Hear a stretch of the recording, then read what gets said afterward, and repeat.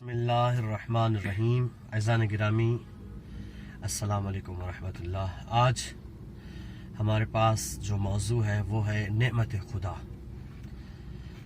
नेमत अनअमता, कुरान मजीद में बारहा ज़िक्र हुआ नेमतों का। अल्लाह पाक ने जो हमारे ऊपर नेमत नाजिल की हैं, उतारी हैं।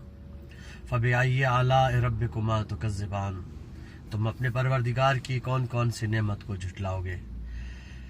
अल्लाह ताला की अनगिनत नेमतों और लादात एहसानों का शुक्र बजा लाने के लिए उससे मदद मांगते रहो कि खुदाया तेरे लाख एहसान कि तूने मुझे इंसान कामिल बनाया, इंसान मुस्लिम बनाया, इंसान मोमिन बनाया, तेरी इबादत करने वाला, तेरे अंबिया औसिया आइम्मा को मानने वाला। इसके साथ साथ तूने मुझे कामिल इंसान बनाया, मेरे अंदर नुक्स नहीं किए, मुझे नाकिस नहीं बनाया कि मैं इस वक्त भी हज़ार लाखों करोड़ों लोगों से बेहतर हूँ। कि तूने मुझे अक्ल सलीम अता किया, तूने मुझे नूर कामिल अता किया, तूने मुझे जिस्म कामिल अता किया। तेरे लाख एहसान है। अगर मैं अपने जिस्म को लेके अल्लाह की नेमतों को शुमार करूं, अपनी आँख को ले लूं, शायद 10 दिनों में भी नेमत नूर को बयान न कर सकूं। अपने हाथों को ले लूं, शायद मैं इस नेमतों को बयान न कर सकूं। शायद मैं अपने हर जिस्म के हिस्से को अलग अलग लूं तो मेरी ज़िंदगी कम पड़ जाएगी, मगर मैं उन चीज़ों को बयान नहीं कर पाऊंगा, क्योंकि मुझे पता ही नहीं कि मेरा दिल है, दिल के अंदर क्या है, दिल को कितना खून चाहिए होगा, दिल को कितनी रगे हैं दिल के अंदर, दिल को कैसे, अल्लाह पाक जानता है सब कुछ। बस जो शख्स खाने से पहले बिस्मिल्लाहिर्रहमानिर्रहीम पढ़े और आखिर में अल्हम्दुलिल्लाह कहे तो अल्लाह की सबसे बड़ी नेमत है। वो शख्स कभी भी परेशान और रोजी रिज़्क़ के लिए सरगर्दा नहीं होगा। बस अल्लाह पाक के यहाँ ऐसा मुमकिन ही नहीं कि अल्लाह किसी बंदे के लिए शुक्र का दरवाज़ा तो खोले और नेमतों की ज़्यादती का दरवाज़ा बंद कर दे। इन शकर तुम लअज़ीदन्नकुम, तुम मेरा शुक्र करो मैं तुम्हें नेमतें ज़्यादा दूंगा। और हमें अल्लाह कहे तुम शुक्र करो, हम शुक्र शुरू कर दे और अल्लाह हमें नेमतें ना दे, या अल्लाह हमें किसी बंदे के लिए दुआ का दरवाज़ा तो खोले और कबूलियत का दरवाज़ा बंद कर दे। ये मुमकिनात में से ही नहीं है। कि कितने ही लोग हैं जिन्हें नेमतें देकर अल्लाह ने अजाब की तरफ माइल किया, कि अल्लाह ने नेमतें माल दी, नेमतें औलाद दी, नेमतें सेहत दी, मगर हमने उस नेमतों को इस्तेमाल किया, गलत तरीके से इस्तेमाल करके वो नेमतें भी हमसे ज़ायल हो गई और आखिर में अजाब के मुस्तहिक भी बने। अज़ान गिरामी, अल्लाह जब हमें नेमतें देता है तो उन नेमतों को आसान तरीके से अंजाम दें। अल्लाह पाक कुछ लोगों की रोज़ी में वुसअत डालता इसलिए है ताकि वो मोमिनीन के काम आए, मुस्लिमीन की मदद फरमाए। जब वो अपना वो हाथ रोक लेता है और उन कामों को छोड़ देता है करने को कि जो अल्लाह ने उनके ऊपर लाजिम मिम्मा रज़क़नाहुम युनफ़िक़ून, इन्फाक करना छोड़ देता है, तो फिर अल्लाह उस नेमत को उनसे ज़ायल कर लेता है, उस नेमत को उनसे छीन लेता है। वजह क्या है कि जिस मकसद के लिए अल्लाह ने उसको ये मेहनत दी थी, नेमत दी थी, वो उसने उसको सही तरीके से अंजाम नहीं दिया। तुम एक नेमत उस वक्त तक नहीं पाते जब तक दूसरी नेमत जुदा ना हो जाए। अल्लाह इंतजार करता है कि तुम आहिस्ता आहिस्ता ऊपर आते जाओ। बस रिस्क दो तरह के होते हैं, एक जिसे तुम तलाश करते हो, एक वो जो तुम्हें तलाश करता है। बस तुम ऐसे बनो कि खुद रिस्क तुम्हें तलाश करे, तुम्हें रिस्क तलाश करने की जरूरत ना पड़े। जैसे दुआएं हैं ना, ऐ अल्लाह मैं जानता हूं कि मुझे मेरे रिस्क का इल्म नहीं, कहां से आएगा, जमीन पे है या आसमान पे है, पहाड़ों पे है, सूरज पे है, चांद पे है, सितारों पे है, खुशकी में है, तरी में है, मुल्क दयार गैर में है, कहाँ पे है, मगर मैं इतना ज़रूर जानता हूँ कि तू जानता है कि मेरा रिज़्क़ कहाँ से आएगा। बस तू मुझे मेरा रिज़्क़ अता कर दे, मुझे सरगर्दा न कर दूसरे मुल्कों में, मुझे परेशान न कर दूसरी जगहों पे जाने के। अल्लाह मुझे मेरे रिज़्क़ में, ये दुआ है।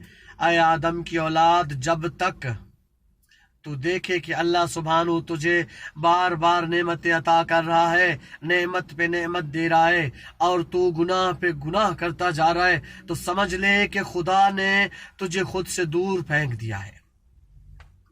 اب توبہ اور استغفار کی طرف آ، اب قریب ہے کہ تمہارے اوپر ایسا عذاب نازل ہوگا کہ دنیا تماشا دیکھے گی، کیونکہ بارہا خدا کی بار بار نعمتیں نازل ہونا اور میرا کفران نعمت کرنا، تو یہ اللہ فرماتا ہے قرب عذاب ہے۔ اللہ نے چھوڑ دیا تمہیں، جاؤ جتنا دور جا سکتے ہو جاؤ، کہاں بھاگ جاؤ گے میری زمین سے؟ لا، یہ کبھی ہو ہی نہیں سکتا۔ یمکن الفرار، اے اللہ لا یمکن الفرار، تیری میں ملکیت سے، تیرے میں ملک سے، تیری بادشاہت سے میں فرار نہیں کر سکتا۔ بے شک اللہ کے کئی بندے ایسے ہیں جن کو وہ نعمتیں دیتا ہے اور اسے راہ خدا میں خرچ کرتے ہیں، اور اللہ ان نعمتوں کو، ان انعامات میں زیادتی کرتا ہے۔ جو شخص اللہ کی نعمتوں کو حاصل کرتا ہے اس کو چاہیے کہ لوگوں کے ساتھ فضل اور احسان سے پیش آئے۔ مجھے اگر اللہ نے ایک نعمت دی اور وہ نعمت مجھ سے زیادہ ہے تو میں اللہ کے بندوں میں اس نعمت کو تقسیم کر کے اور زیادہ کر لوں، چاہے وہ دنیا میں ہو یا آخرت میں اس کا فائدہ ہو۔ اے اللہ کے بندو، اللہ اپنے بندوں کو دنیا اور آخرت کی جس قدر نعمتیں عطا فرماتا ہے اس کے حسن اخلاق اور نیک نیتی کا پھل ہے، اور جس قدر دنیا میں تکلیف آخرت کے عذاب سے دور کرتا ہے تو یہ اس رضا بے قضا اور دنیاوی مسائل پر صبر کا پھل ہے۔ وہ جتنا صبر کرتا ہے خدا اسے مزید عطا کرتا ہے۔ دعا کی قبولیت میں تاخیر ہونے سے نا امید نہ ہو۔ آخری میں بس کہ ہم دعا کرتے ہیں اور دعا قبول نہیں ہوتی اور ڈنڈورا پیٹتے ہیں، اللہ نے ہماری دعا قبول نہیں کی، میں تو رات کو دعائیں کرتا ہوں، اللہ کے ساتھ تم نے کیا کیا ہے؟ اگر تمہاری دعائیں قبول نہیں ہوتی، تم بارہا دعا کرتے ہو، تو اس میں بھی مصلحت خدا ہے کہ تمہارا بار بار اللہ کے سامنے جانا، بارہا اللہ کو اللہم کہنا بہت پسند ہے اللہ پاک کو۔ اور جب اللہ تم سے زیادہ قرب حاصل کرنا چاہتا ہے کہ تم اللہ کے قریب آ جاؤ تو تمہاری دعا قبول نہیں کرتا، اور جب تم زیادہ دعائیں کرتے ہو تو اللہ تمہیں تمہاری سوچ سے بھی زیادہ عطا کرتا ہے۔ امام سید الساجدین امام زین العابدین علیہ السلام سے کسی نے پوچھا، مولا ہماری دعائیں کبھی کبھی قبول نہیں ہوتی۔ مولا نے فرمایا یہ تصور ہی نہ کرو کہ تمہاری دعا قبول نہیں کرتا اللہ۔ اللہ نے فرمایا ہے ادعونی استجب لکم، تم مجھ سے مانگو میں تمہیں عطا کروں۔ وہ اللہ کیسے تمہیں عطا نہیں کرے گا؟ فرمایا مولا پھر ہم جب دعا کرتے ہیں تو کہاں جاتی ہے؟ امام علیہ السلام نے فرمایا دعا کے 3 پورشن بن جاتے ہیں۔ نمبر 1، تم دعا کرتے ہو اللہ تمہیں عطا کر دیتا ہے۔ میں نے کہا یا اللہ مجھے گھر عطا کر دے، مجھے گاڑی عطا کر دے، یا اللہ مجھے بچے عطا کر دے، یا اللہ مجھے خوشیاں نصیب کر دے، سب کچھ میری دعا قبول ہوتی ہے۔ نمبر 2، کبھی ایسے نہیں ہوتا۔ کبھی کیا ہوتا ہے؟ دعا تو قبول نہیں ہوتی مگر ایک مصیبت، ایک عذاب، ایک بڑی پریشانی ہمارے اوپر آنے والی ہوتی ہے۔ اللہ پاک اس دعا مانگنے کے سبب سے تمہیں وہ نعمت تو عطا نہیں کرتا جو تم مانگ رہے ہو، مگر جو عذاب تمہارے اوپر مصیبت آنے والی تھی اللہ اس مصیبت کو دور کرتا ہے۔ دوسرے نمبر والی دعا یہ ہے، آخری اور بڑی سب سے دعا جو اللہ رکھتا ہے تمہارے لیے، قبول کرتا ہے، کیا ہے؟ کہتا نہ تم سے مصیبت دور ہوتی ہے اور نہ تمہاری ظاہری طور پہ نعمتیں تمہیں عطا ہوتی ہیں، بلکہ اللہ تمہاری اس دعا کو اپنے پاس رکھ لیتا ہے، اور جب وہ بندہ مر جائے گا جو دعا کرتا ہے بروز قیامت وہ نیکی کی صورت میں نظر آئے گی، اور وہ شخص کہے گا اے کاش کہ میں پوری زندگی دعا کرتا رہتا، پوری زندگی دعا کرتا اور اللہ میری دعا قبول نہ کرتا، آج قیامت کے دن مجھے یہ دعائیں ملتی تو مجھے آخرت میری سنور جاتی۔ تو اللہ تمہاری اس دعا کو آخرت کے لیے رکھتا ہے۔ بس دعا کا سب سے بڑا فارمولہ یہ ہے کہ جب تم کسی سے مانگ رہے ہو تو اس پہ یقین کامل ہو۔ یقین کامل سے جب تم مانگتے ہو تو اللہ پاک تمہیں ضرور عطا کرتا ہے۔ یہ تو اللہ کی ذات ہے، جب اس سے ہم مانگے، اللہ سے مانگتے ہو جب ہم چوں چرا مگر کریں کہ اللہ دے گا یا نہیں دے گا تو پھر ہمارے ایمان میں خطرہ ہے، ہمارا ایمان کم ہے۔ وہ دینے والی ذات جو ہے وہ عظیم ہے، اور اس نے غریبوں کو روڈ سے اٹھا کے ارب پتی کروڑ پتی بنا دیا، اس نے بیماروں کو شفا دے دی۔